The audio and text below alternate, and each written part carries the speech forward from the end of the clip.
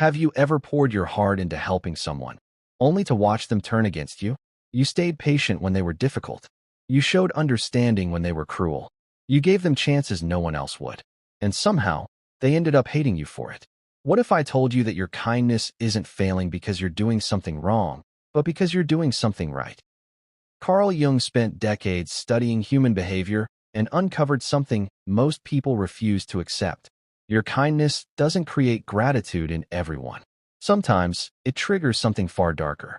Stay with me, because what you're about to discover will completely change how you see human relationships.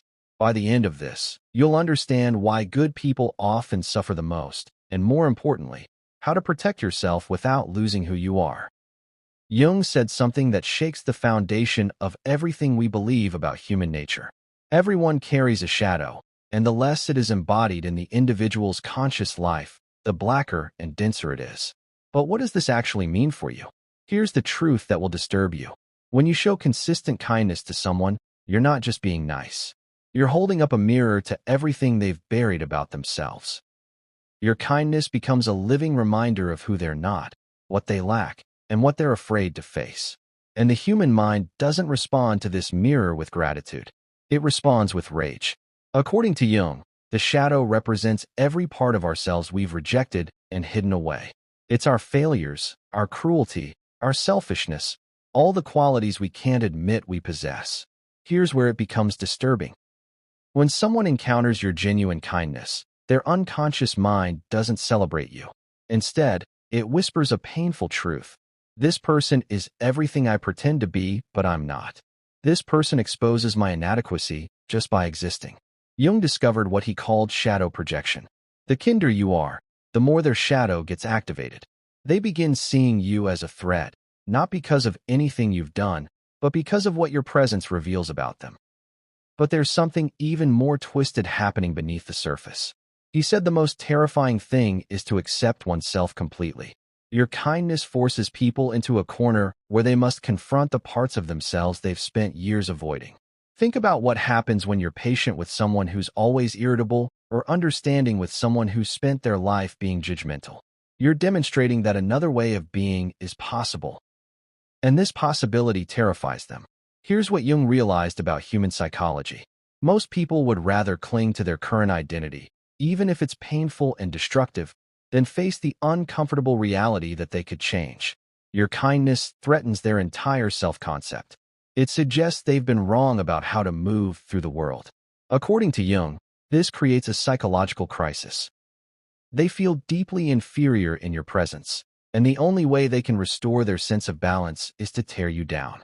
They need to convince themselves, and everyone around them, that your kindness isn't real, that you're manipulative, fake, or hiding sinister motives. They'll create elaborate stories about your true intentions just to avoid the mirror you're holding up. He said everything that irritates us about others can lead us to an understanding of ourselves. But when your kindness irritates people, it reveals something profound about how most humans operate. Jung discovered that most people live behind what he called the persona, a carefully constructed mask they wear to fit into society and protect themselves from judgment. This persona is often built on being tough, being realistic, being right. It's a shield made of cynicism and hardness. When you show up with genuine kindness, you're not operating from a mask. You're operating from your authentic self. And this creates a massive problem for people trapped behind their personas. According to Jung, your authenticity makes their persona feel hollow and false. They can't admit this to themselves because their entire identity is built on that mask. So they have to make you the problem. They have to find something wrong with you to justify why they can't be like you. But here's where the psychology gets really dark. Jung discovered that people will attack the very qualities in you that they secretly wish they possessed. They'll call your kindness weakness. Your patience becomes stupidity. Your understanding becomes naivety. Why would they do this? Because admitting that your kindness requires strength would mean admitting their own limitations. It would mean acknowledging that their hardness isn't strength at all, but fear. This is what he called projection. They're not actually angry at your kindness. They're angry at their own lack of it. They're not frustrated with your patience. They're frustrated with their own reactivity. Every criticism they level at you is actually a confession about themselves. And the more they attack you, the more they're revealing their own inner conflicts. But this leads us somewhere even deeper. Jung said your vision becomes clear when you look into your heart. Who looks outside dreams? Who looks inside awakens? But what happens when your awakened state threatens everyone else's dream? Here's what he discovered about human development. Most people are sleepwalking through life. They follow the crowd, do what's expected, never question their patterns or behaviors. Jung called this being unconscious. When you show up with consistent kindness, you're demonstrating what he called individuation, the process of becoming your true self. And this threatens people who haven't done their own inner work. Your growth highlights their stagnation. Your consciousness highlights their unconsciousness. Your evolution highlights their refusal to evolve. But here's the part that will shake you. Jung realized that people will often sabotage or attack those who are further along in their psychological development. It's not a conscious decision. It's an unconscious attempt to pull you back down to their level. They can't rise to meet you, so they need you to fall to meet them. This explains patterns you've probably noticed in your own life. The more you work on yourself, the more certain people resent you. The more emotionally mature you become, the more they try to trigger your old patterns. The more you heal, the more they attempt to wound you. They're not doing this because they're evil. They're doing it because your progress is a mirror reflecting their lack of progress. According to Jung, when you consistently choose kindness in a world that rewards cruelty, you're going against the collective unconscious, the shared psychological patterns of your culture. You become a threat to the status quo. Your kindness suggests that the system itself is wrong, and that terrifies people who've built their entire identity around that system. But before we go further, there's an uncomfortable truth you need to face. Jung said the privilege of a lifetime is being who you are. But what if being who you are makes others hate you? Here's where his insight becomes both challenging and liberating. The people who hate your kindness are actually showing you something crucial about yourself. They're revealing where you might be giving away your power, where you might be seeking validation through your good deeds. According to Jung, true kindness comes from a place of strength, not weakness. It comes from having healthy boundaries, not from being a people pleaser. And here's the truth that might sting. Sometimes people hate your kindness because it's not actually kindness. It's a form of manipulation. He would say you're trying to control how others see you by being good. This is what Jung called the helper's neurosis. When you're kind to get something back, approval, acceptance, love, belonging, you're not being authentic. You're performing kindness. And people can sense the inauthenticity even if they can't articulate it. Jung discovered that performative kindness actually triggers more hatred than genuine kindness. Why? Because it feels manipulative and dishonest. It feels like you're trying to buy their approval or put them in your debt. So how do you know the difference? True kindness expects nothing in return. Performative kindness always has a hidden price tag. He said, "I am not what happened to me. I am what I choose to become." And this is where the transformation begins. Here's what Jung discovered about dealing with projection and hatred. The first step is recognizing that their hatred of your kindness is not about you. It's about them. It's about their relationship with their own shadow, their own unhealed wounds, their own fears about inadequacy and inferiority. Once you understand this, you can choose how to respond. You can continue being kind, but from a place of strength rather than weakness, from overflow rather than emptiness. But here's the crucial part. You must also examine your own motives with ruthless honesty. Are you being kind because it's authentic to who you are? Or are you being kind because you want something in return? This is what Jung called shadow work.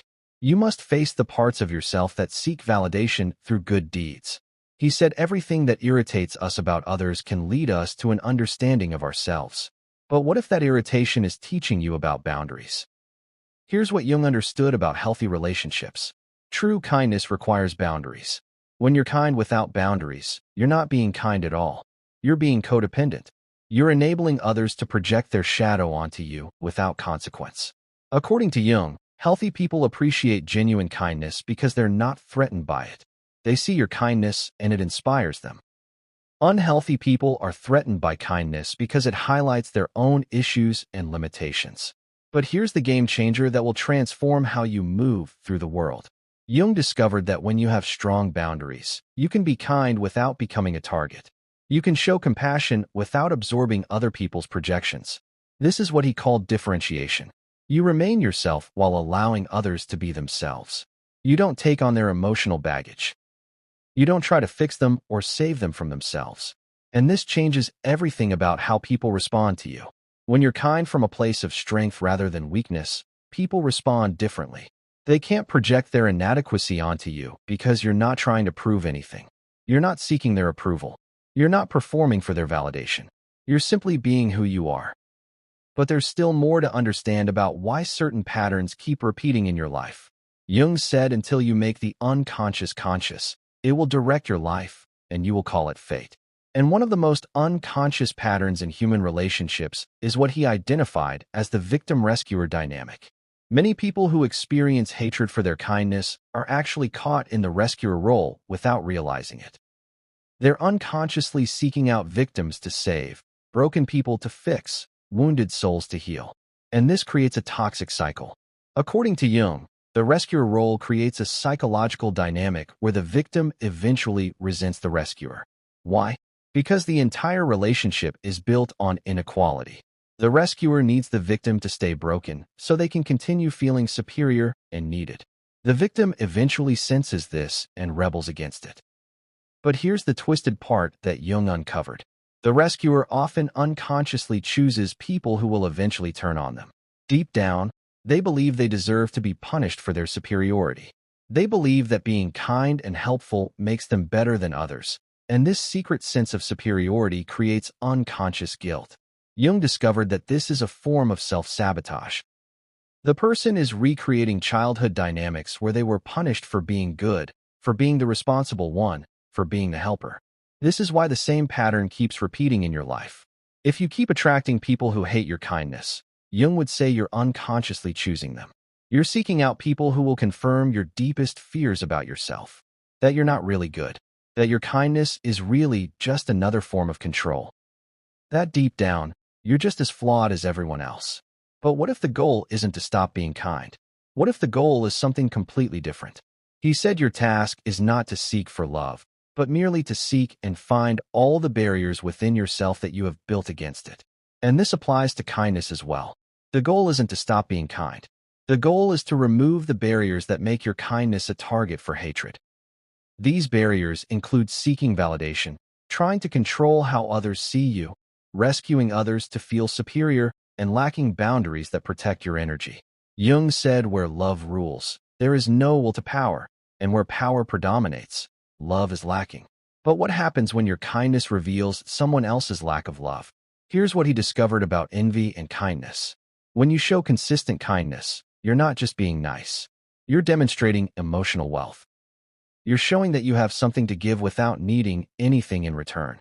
According to Jung, this triggers what he called archetypal envy in people who feel emotionally bankrupt. They see your kindness, and it reminds them of their own inability to love freely, to give without keeping score, to be generous without expecting reciprocity. But envy doesn't just want what you have. Envy wants to destroy what you have. Envious people don't think I wish I could be kind like that. They think I need to prove that their kindness is fake. This is why they'll test your kindness relentlessly. They'll push your boundaries, make unreasonable demands, create situations where you're forced to say no. Then they'll use your eventual boundary setting as proof that your kindness was never real. Jung discovered that this is a calculated, though often unconscious, attempt to reduce you to their level. If they can't have your emotional wealth, they'll try to rob you of it. They'll try to make you cynical, hardened, closed off. Because if they can destroy your kindness, they no longer have to face their own lack of it. He said everything that irritates us about others can lead us to an understanding of ourselves. When someone has been cruel or neglectful in their past, they literally cannot believe that genuine kindness exists. Their mind cannot compute that someone would be kind without an ulterior motive. So they project their own manipulation tactics onto you.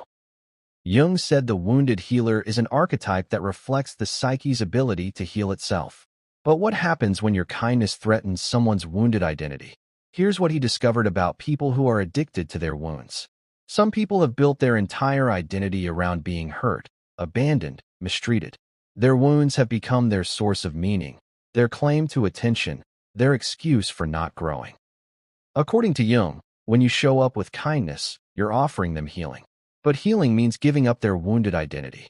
and that terrifies them more than staying wounded. They've spent years perfecting their victim story. They've built relationships around being the one who's always hurt. They've crafted an entire personality around their suffering. Your kindness threatens to take all of that away. Jung realized that these people will often sabotage their own healing to maintain their familiar suffering. They'll reject your kindness, push you away, and then use your absence as proof that everyone always leaves. This is what he called the victim's revenge. They punish you for trying to help them because your help implies that they could change. And change is the one thing they fear most. This explains why the people who need kindness most are often the ones who reject it most violently. They're not just rejecting your help. They're rejecting the possibility of their own transformation. Jung discovered that this creates a psychological prison where they need to keep you as the bad guy to maintain their victim status. Your kindness can't save them because they don't want to be saved. They want to be validated in their suffering. He said your vision becomes clear when you look into your heart. Who looks outside dreams. Who looks inside awakens. An awakening means developing what Jung called emotional sobriety. Just as someone recovering from addiction needs to stay sober around alcohol, emotionally healthy people need to stay sober around emotional manipulation. According to Jung, when you're emotionally sober, you can see clearly when someone is projecting their wounds onto your kindness. You don't take it personally because you understand it's not about you. It's about their relationship with themselves. But emotional sobriety doesn't mean becoming cold or distant. It means being kind without being naive, compassionate without being codependent. This is what he called conscious compassion. You can see someone's pain without taking on their pain. You can understand their projection without accepting their projection as truth. You can be kind without being a victim of their unconscious patterns. And this transforms everything about how you navigate relationships. When you're emotionally sober, their hatred of your kindness becomes information, not injury. It tells you about their inner world, not your worth. Jung discovered that this allows you to maintain your kindness while protecting your energy. You don't become cruel in response to their cruelty, but you don't become a doormat either. He said, I am not what happened to me. I am what I choose to become. And what you choose to become determines how your kindness is received. People don't hate genuine kindness. They hate the threat that kindness represents to their ego, their persona, their unhealed wounds, their victim identity. Your job is not to make your kindness palatable to wounded people. Your job is to ensure your kindness is genuine, boundaried, and comes from a place of strength. The same kindness that triggers hatred in some people creates deep appreciation in others. The difference is their level of consciousness and self-acceptance. And this brings us to the final truth about being kind in a world that sometimes can't handle kindness.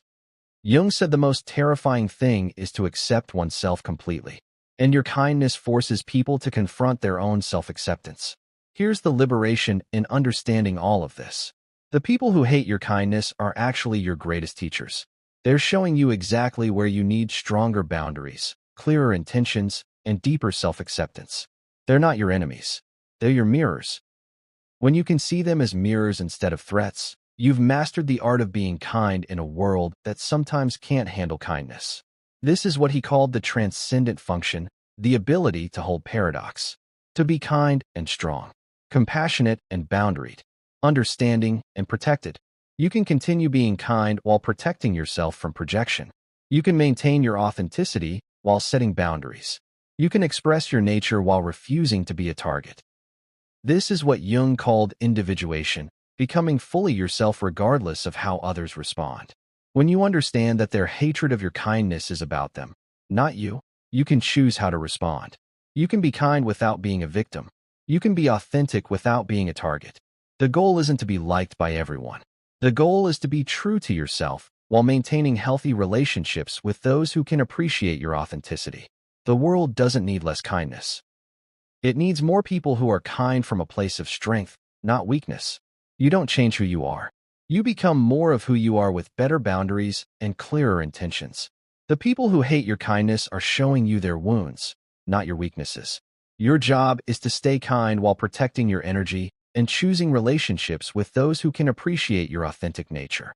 The choice is yours. The power is yours. The freedom is yours. Thank you so much for staying with me through this exploration. If you found value in today's discussion, Don't forget to subscribe to the channel and share this video with someone who might benefit from it.